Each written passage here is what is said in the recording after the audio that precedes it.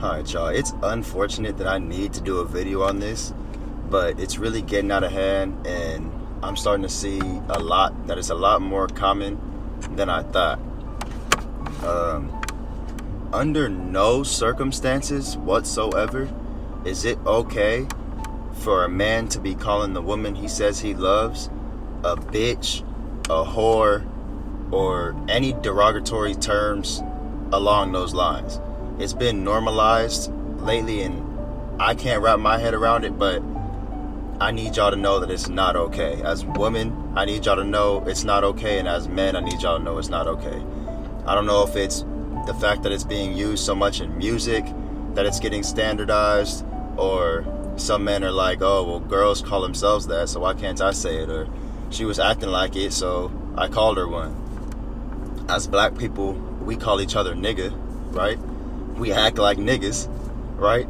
But if a white man come up calling us niggas, it's gonna be a problem? Or are you gonna hold him to the same standard you're holding yourself to when you call a woman out their name? It's not okay. It's not some type of form of love or expression of love, or I was just mad, or he's just this way when he's drunk, he's this way when he's mad. Nah. He was that way before he met you. If he gonna be with you, you need to make sure he's not that way anymore. Because the one time, once you forgive the verbal aggression and the way he speaks to you disrespectfully, guess what's coming next? The physical aggression. And when he's treating you and speaking to you this way, guess who else he about to speak to this way and treat this way? Your daughter. That's what you want for your daughter?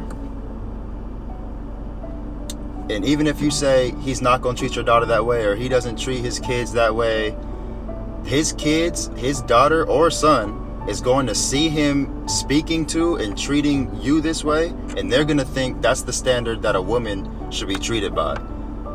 So now your daughter's going out and disrespectful boys are speaking to her crazy, treating her crazy, doing whatever her dad is doing to you that you're making seem like it's okay, and now you're going to be mad at the boy for treating her that way, or your son for treating a woman that way, and he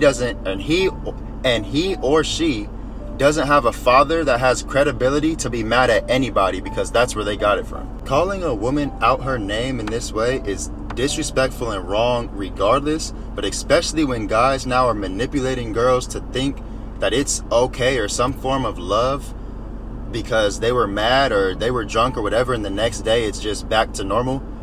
If you make a list of all the attributes you want or wanted in your dream partner for yourself and for your family, and the person you love right now doesn't match every single check on that list, not only are you selling yourself short of what you deserve, because you don't get what you deserve, you get what you tolerate. Not only that, but you're not realizing that you don't actually love the person that they are. You love the idea that you could change that person into who they should already be.